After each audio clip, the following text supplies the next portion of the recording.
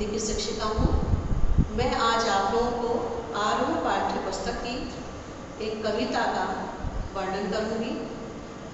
कविता का शीर्षक है कविता के बहाने। कवि का नाम है कुंवर नारायण जी। इनका जन्म 19 सितंबर सन 1927 उत्तर प्रदेश में हुआ था। इनकी प्रमुख रचना है चक्रव्यूह, आत्मजयी, आकारों के आसपास। अन्य इन्होंने की काफ़ी रचनाएं लिखी हुई हैं, लेकिन मुख्य तौर पर इनकी ये 3 रचनाएं काफ़ी अच्छी मानी जाती हैं। इनको प्रमुख सम्मान जो मिला है साहित्य अकादमी पुरस्कार, प्रेमचंद्र पुरस्कार। मैंने अब इसमें और भी सम्मान डाले नहीं हैं, लिखे नहीं हैं, लेकिन अन्य सम्मान भी इनको मिला है।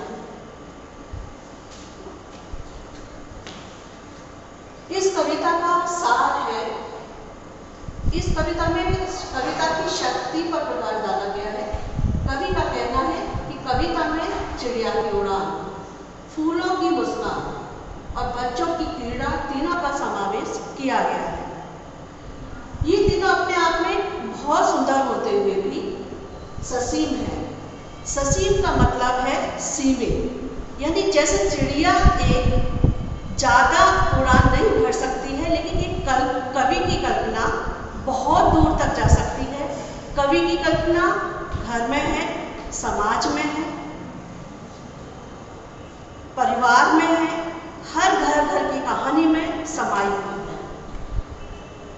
अंतर्गत कविता का क्षेत्र असीम होता है। उसके अंतर्गत जड़ चेतन, पशु, पक्षी, मनुष्य आदि सभी का समावेश हो सकता है। कवि इसी कविता के माध्यम से बहुत कुछ कहना चाहता है। इसमें पूरी कविता में मानवीकरण का चित्रण किया गया है। मानवीकरण का मतलब है कि मानव से जुड़ी हुई सारी प्राकृतिक चित्रण। कविता एक उड़ान है चिड़िया के बहाने। कविता की उड़ान भला चिड़िया क्या जाने, बाहर भीतर इस घर उस घर। कविता के पंख लगा उड़ने के बहाने, चिड़िया क्या जाने। इस कविता में कवि ने कहा है कि कविता एक उड़ान है। जिस तरह से पशु पक्षी जगह जगह बैठ कर जाते हैं, उसी तरह से कविता भी उड़ान भरती है। मैंने आपको साल में पहले ही बताया कि कवि एक पल यहाँ बैठा है, दूसरे पल उसका मन परिवार में गया, समाज में गया, देश विदेश में गया। कवि की कल्पना की कोई सीमित नहीं है, कोई आकार नहीं है। चिड़िया के बहाने कवि की कविता जब लेखनी उतरती है तो एक चिड़िया की भांति लेखनी के रूप में उतरती है। कविता की उड़ान भला चिड़िया क्या जाने। कविता जिस तरह से उड़ान भरती है, उसी तरह से पशु पक्षी भी उड़ान भरते हैं। बाहर भीतर इस घर उस घर।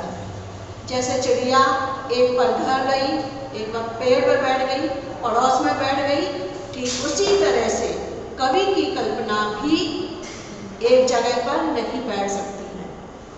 कविता के पंख लगा उड़ने के माने।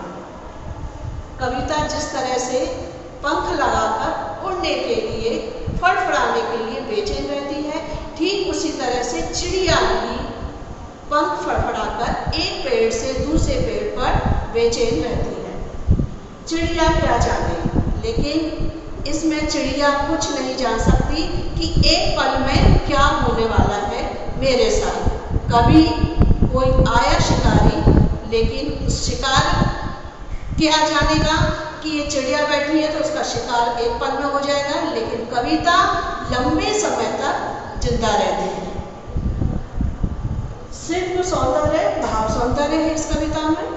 शिल्प सौंदर्य रूपा का लग रहा है, मानवीकरण है।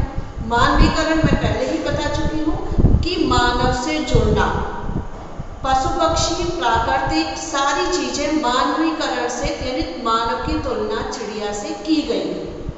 भाव सौंदर्य है, कवि की कल्पना है, चिड़िया प्रत्यक्ष है, लेकिन कविता प्रत्यक्ष और अप्रत्यक्ष दोनों चीजों के माध्यम से कवि की कल्पना की जाती है।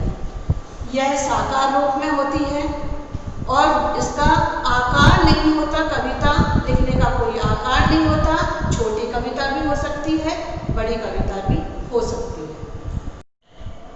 अगली दूसरी पंक्ति में समझाया गया है फूलों के माध्यम से।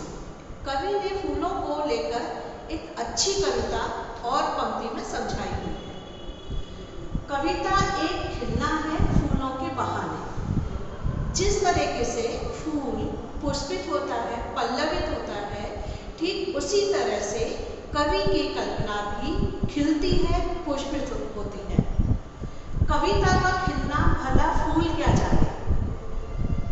जिस तरीके से फूल खिलता है और शाम तक मुरझा जाता है, लेकिन कवि ये कहना चाहता है कि कविता पुष्पित होती रहती है, हमेशा खिलती रहती है, वो कभी बासी नहीं होती है। उसको तो जितना हम लिखेंगे, जितना हम माजेंगे, जितना हम पढ़ेंगे, जितनी हम पढ़ी लिखेंगे, छोटी लिखेंगे, हमारी स्थिति हमारे अंतर मन पर निर्भर करती है। हम कितना उसे छोटा लिखें, कितना हम बड़ा लिखें। बाहर भीतर, इस घर उस घर। पहले भी पंक्ति में समझाया है कि कवि की कल्पना इस घर जाती है, दूसरे पद दूसरे घर में जाती है, फिर वो समाज में फैलती है, पूरे देश में फैल जाती है। बिना मुरझाए महकने के बहाने। जिस तरीके से बिना मुरझाए कविता पल्लवित होती है, खिलती है, लेकिन पुष्प सुबह खिलता है, कली हुई, खिला फूल और शाम तक मुरझा गया। लेकिन कवि की कल्पना कभी भी बासी नहीं होती और कभी मुरझाती नहीं है। जितना हम उसे लिखेंगे उतनी और पल्लवित खिलती जाती है। फूल क्या जाने, लेकिन फूल क्या जाने इस चीज को महसूस नहीं कर सकता फूल, लेकिन कवि की कल्पना बहुत कुछ कह जाती है। उसके अंतर मन में बहुत कुछ चल रहा होता है, चाहे वो देश के लिए चले, चाहे वो परिवार के लिए हो, चाहे पशु पक्षी के लिए हो, चाहे प्राकृतिक के लिए हो, लेकिन कवि की कल्पना कभी मुरझाई नहीं जा सकती। इसी पंक्ति में यही चीजें समझाई गई हैं। शिल्प सौंदर्य है, अनुप्रास अलंकार है। पूरी कविता में अनुप्रास अलंकार का ज्यादा प्रयोग किया है कवि ने। भाषा सरल है, सुगम है। सुगम यानी आसान, सरल होते हुए भी, लेकिन कवि का कहने का मतलब है कि सरल होते हुए भी कठिन है। हम कहते हैं कि हमारा रास्ता सरल है, लेकिन हमारे जीवन में कहीं ना कहीं संघर्ष, चीजें आती रहती हैं, लेकिन हम बहुत आसानी से अगर उसे पार कर जाते हैं तो वो रास्ता हमारे लिए सरल बन जाता है। तीसरी पंक्ति में समझाया गया है खेल के बहाने। कवि खेल खेल में सारी चीजें लिखने की कोशिश करता है। जैसे बच्चे खेलते हैं, उसी तरह से कवि की कल्पना खेल खेल में लिखता रहता है। कविता एक खेल है बच्चों के बहाने। जब कवि लिखने बैठता है तो बच्चों के बहाने शुरू करता है कि मैं लेखनी से शुरुआत तो करूं, लिखूं तो सही, कहां तक मेरी कल्पना जाती है। बाहर भीतर, यह घर वह घर। घर में बैठकर लिखे कवि, इस घर में लिखे, बाहर बैठकर लिखे, कवि की कल्पना उड़ान भरती रहती है। सब घर एक कर देने के माने। कवि ये चाहता है, इस कविता में बहुत महत्वपूर्ण चीज कही गई है कि कवि ये चाहता है कि एक घर परिवार जुट रहकर चले। चिड़िया उस घोंसले शाम को लौट कर आती है, अपने घोंसले में बंद हो जाती है, लेकिन कवि की कल्पना ये कहती है कि जो परिवार टूट रहा है वो एक इस कविता के बहाने से जुड़ जाए। बच्चा ही जाने, और बच्चा जिस तरीके से खेलता है, कूदता है, उसी तरह से मेरी कल्पना भी खेलती कूदती रहे। यानी कि मैं जितनी भी अपने अंतर मन की आत्मा से मैं लिखूं, वो मेरी फैलती रहे। इसमें भाव सौंदर्य समझाया गया है। कविता में तुकांत है, कोई तुक नहीं है, मतलब जहां जो अक्षर आखिरी अक्षर ता पे है तो ता पर ही सेकंड लाइन खत्म होगी।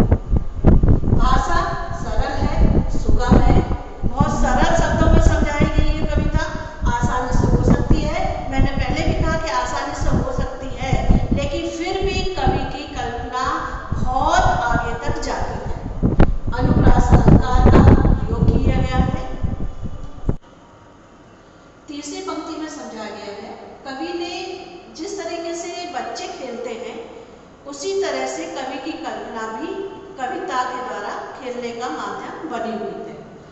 कविता एक खेल है बच्चों के बहाने। खेल खेल में कविता लिखी जा सकती है। जिस तरीके से बच्चा खेलता है उसी तरह से कवि की कल्पना भी खिलती रहती है। बाहर भीतर यह घर वह घर, कवि की कल्पना कभी बाहर जाती है, कभी भीतर जाती है, कभी परिवार से बाहर चली जाती है। कहने का मतलब है कि वो परिवार को एकजुट में बांधने की कोशिश करता है। सब घर एक कर देने के माने उसकी कल्पना ये चाहती है कि जो टूटे हुए घर हैं, जो परिवार टूटे हुए हैं, समाज टूट रहा है, उसको एक करने के बहाने उसकी कविता खेलने के माध्यम से बच्चे जिस तरह से खेलते हैं वो चाहता है कि वो हमारी कविता उस एकजुट होकर लिखी जा सके। बच्चा ही जाने, जिस तरीके से बच्चा जानता है कि मैं क्या खेलने वाला हूँ, अगले पल क्या खेलूंगा, ठीक उसी तरह से कवि की कल्पना भी ये खेलने के लिए बहाने ढूंढती रहती है कि मैं किस तरीके से आगे लिखने की कोशिश करूँ। शिल्प सौंदर्य है, कविता में तुकांत है। जैसे पहली लाइन ता पर खत्म होती है उसी तरह से ता पर भी सेकंड लाइन खत्म होगी, तुकांत है। भाषा सरल है, सुगम है। मैं पहले भी बोल चुकी हूँ कि भाषा सरल होते हुए भी कठिन है, क्योंकि कविता की कल्पना, कवि की कल्पना कविता के माध्यम से जब लिखी जाती है, भाषा सरल है, लेकिन जब वो लिखने बैठता है उसकी अंतरात्मा जब वो पूरी करने की कोशिश करता है तो भाषा अपने आप लेखनी के द्वारा लिखती जाती है। सुगम है, अनुप्रास अलंकार है।